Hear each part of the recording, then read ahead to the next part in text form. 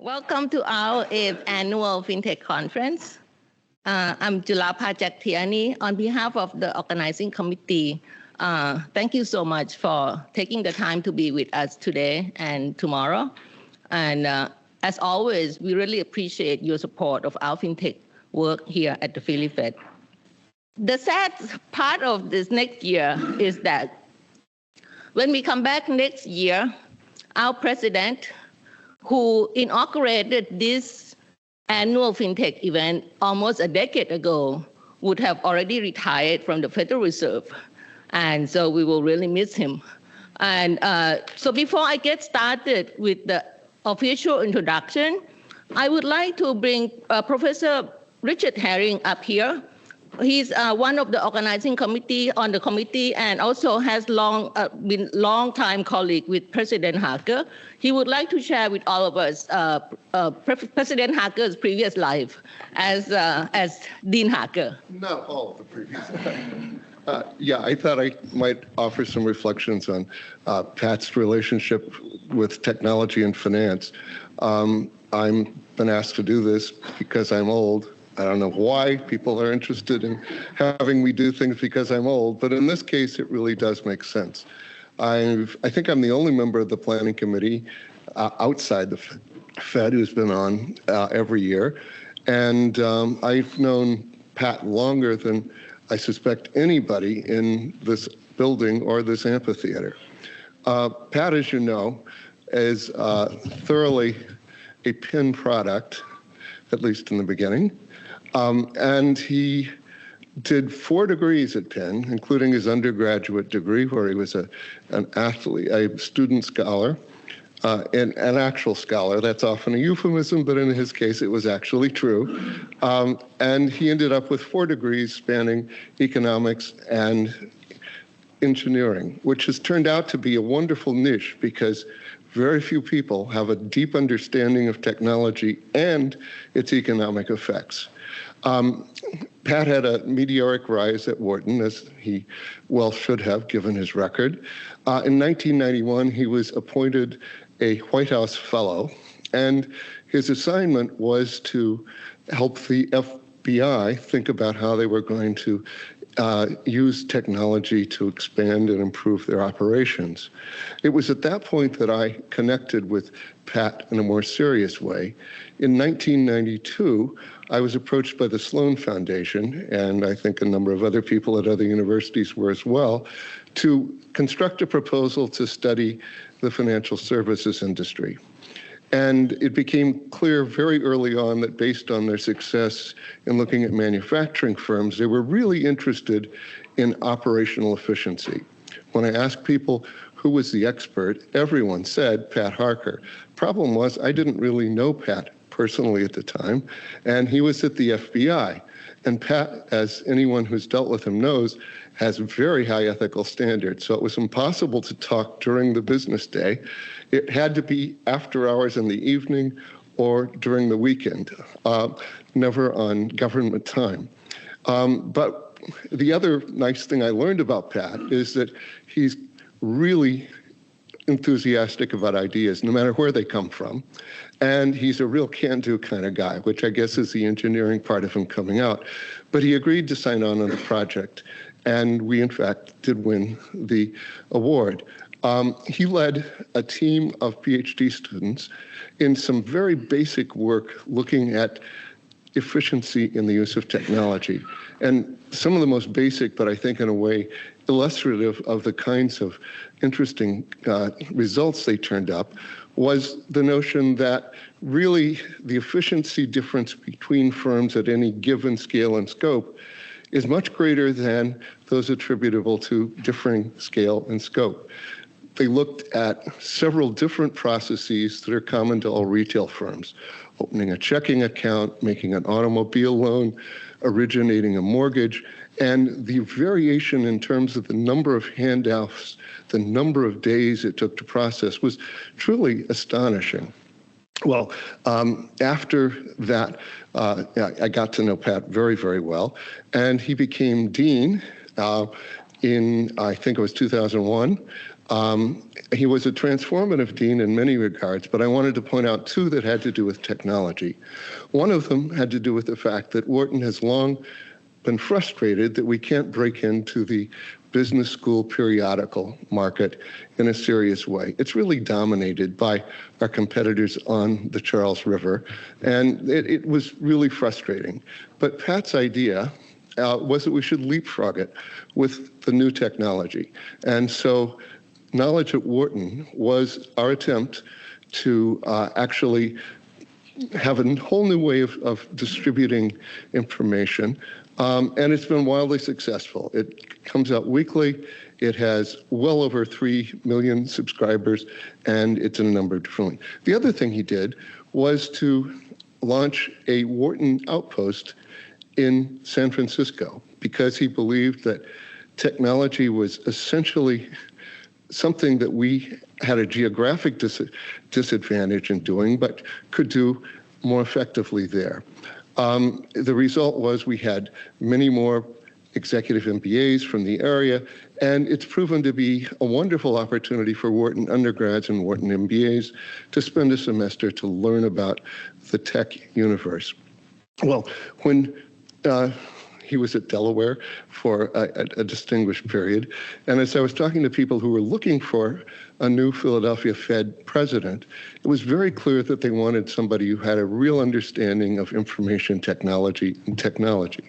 So the obvious answer was Pat Harker. I was pleased but not surprised to see that he was in fact appointed.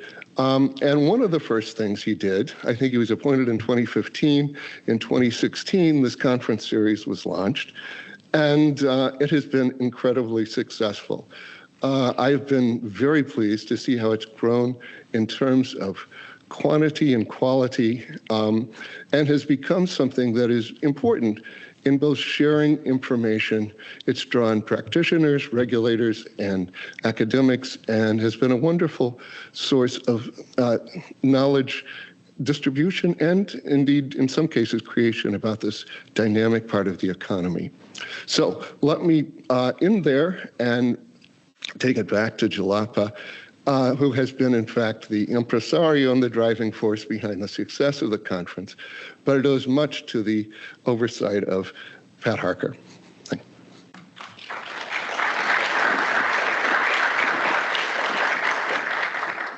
you.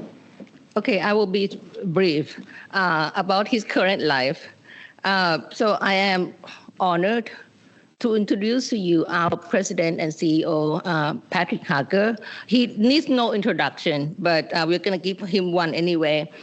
So President Harker has served in his current role since July 2015.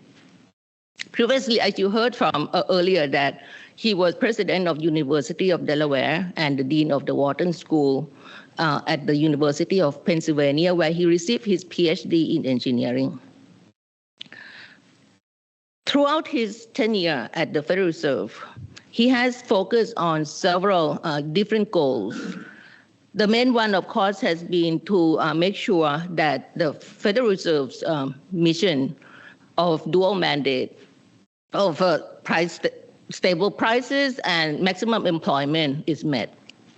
But beyond that, he also has worked hard to make Philadelphia Fed a true partner with the communities that we serve here by creating economic opportunities to support the local residents and local businesses. Now, most importantly, President Harker has placed Philadelphia Fed front and runner within the Federal Reserve System in terms of providing technological thought leadership.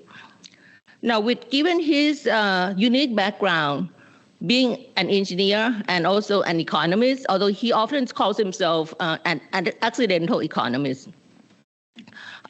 he actually brought really a unique vantage point for all of us here for our work at the Philadelphia Fed.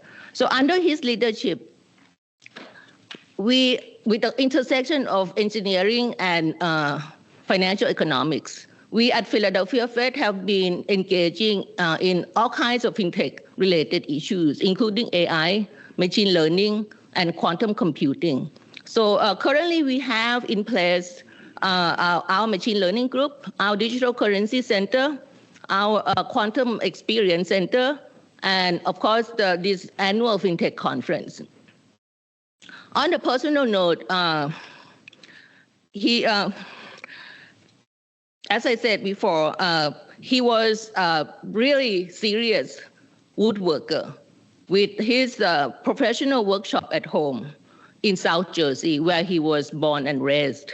And no wonder his commitment to the Philadelphia region has been deeply ingrained. He bleeds the red and green color of the Phillies and Eagles. And he will be here with us the entire conference 2 days. So you can actually feel free to chat with him about anything fintech. And so here, I'm honored to introduce President Patrick Harker.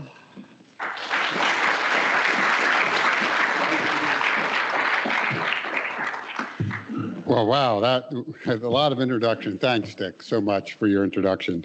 We've been colleagues and friends for a long time. So good morning. Good morning, everyone, and welcome to the 8th Annual FinTech Conference hosted by us, the Federal Reserve Bank of Philadelphia.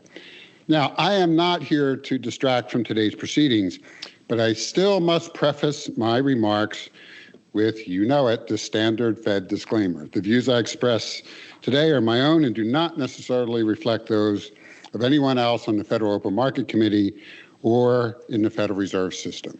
In other words, you can say Pat said, you can't say the Fed said. That's the rule. But disclaimer notwithstanding, I believe I can speak for everyone in thanking everyone here and online in thanking our panelists and speakers without whom this conference would not be able to work. And also the organizing partners without whom this year's conference would not have happened. And I must, though, single out for thanks Jalapa, who is truly the visionary behind this entire endeavor. You know, back when Jalapa proposed a conference focused on the growing fintech space, I gave it the green light, not just because it was a timely subject, but also because I thought it offered an opportunity for the Philly Fed to showcase the field's thought leadership. Today, we find ourselves at the 8th edition of what is, in my view, among the most influential global fintech conferences. Jalapa was really on to something. Moreover, she made this convening what it is today. So, Jalapa, on behalf of all of us, thank you and congratulations.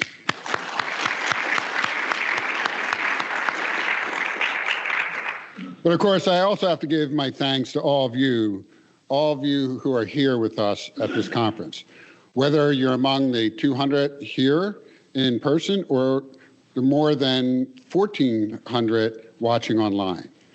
This is a far cry from the first conference. I can speak of this conference growth both in attendance and in prominence through the words of English poet William Blake, who penned the line, "What is now proved was once only imagined." And looking back at the previous conferences, I can also use Blake's words to sum up another vital aspect of this event. Without contraries is no progression. Or maybe in more modern parlance, when I served as a White House fellow, my former boss, the late FBI Director William Sessions, would say, "No friction, no traction. No friction, no traction." Jalapa and her team have always brought together speakers and panelists who don't always complement each other in whichever way you wish to use the word complement. There have been very spirited and frank conversations about the core issues surrounding the fintech space and its potential broader economic prospects. This conference has become a platform where experience is valued, with panelists and speakers bringing ever-increasing levels of expertise built on years of research and practice to the stage. Moreover, these are ongoing and evolving discussions. That is in and of itself a good thing. The fintech space, for all its dynamism and complexity, is always evolving, and if we looked at a topic, any topic, at just a single conference and then moved on, we'd be missing so much. So consider the focus of the very first conference in 2017. Fintech, the impact on consumers, banking and regulatory policy.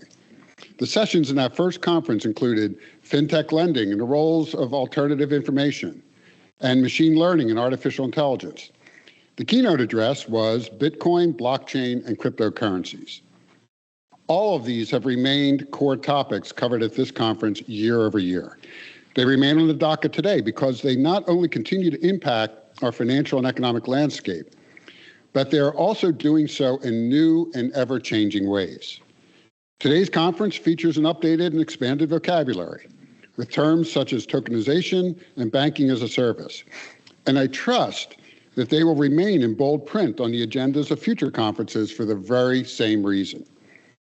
Within these conferences, we have had some hearty discussions that lean, sometimes slightly and sometimes more overtly, into, well, maybe what we'll call them spirited discussions. But that's good. That's good.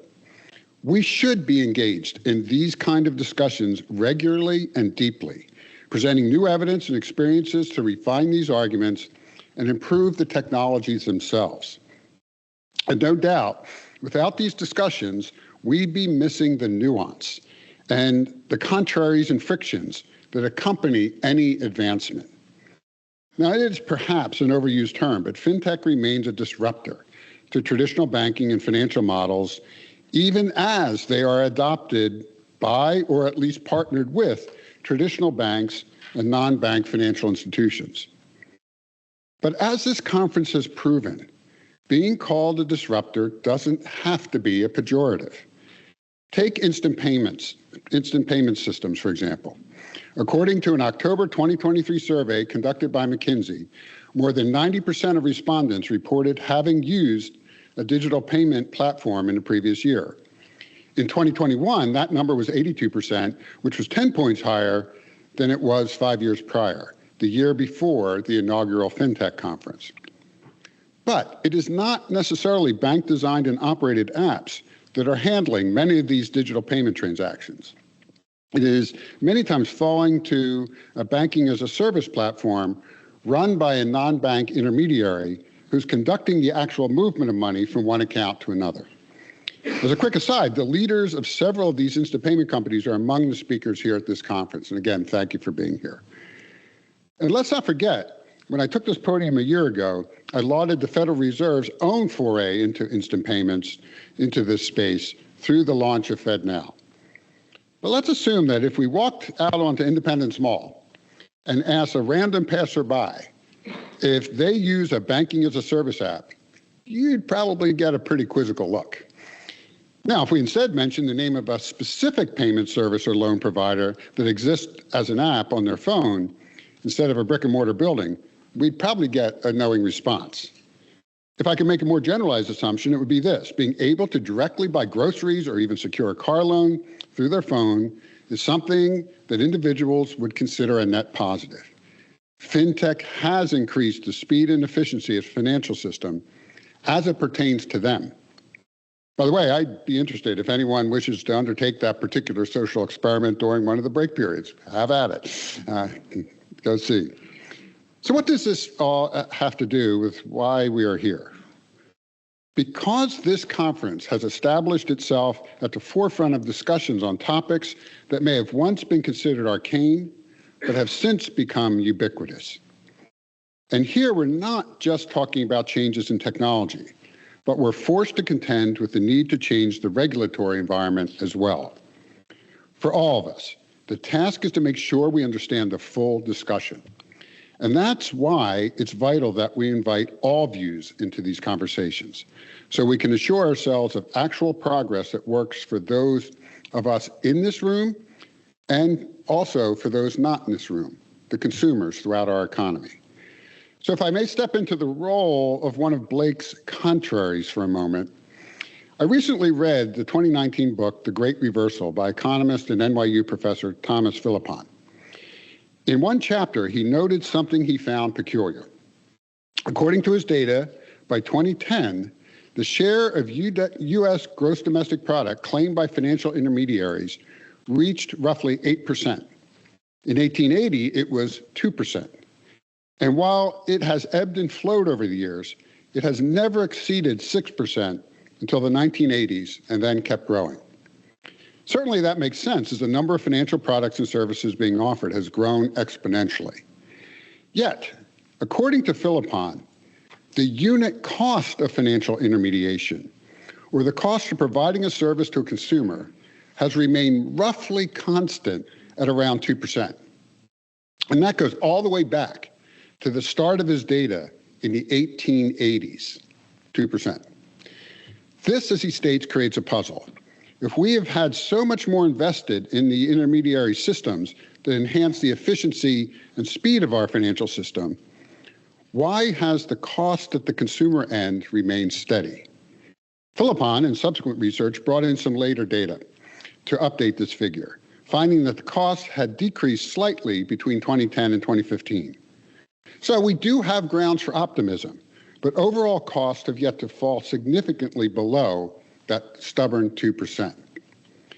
As the amount of choice before consumers has grown, and as financial technologies have removed so many barriers to entry and movement, why hasn't this cost reduced more? Obviously, the financial system in 2014 is not working at the same level of operational efficiency as it was in, say, 1924. It's working at a far greater magnitudes of efficiency. So perhaps this is the challenge I leave you all with here. To use this conference not merely as a way for us, in Blake's words, to prove that which had previously been only imagined, but to prove it in a way that provides both an operational benefit to the financial system and a tangible benefit to the end-use consumers beyond convenience. Dare I say, if that gets traction and makes progress, there would likely be a lot less friction and many fewer contraries.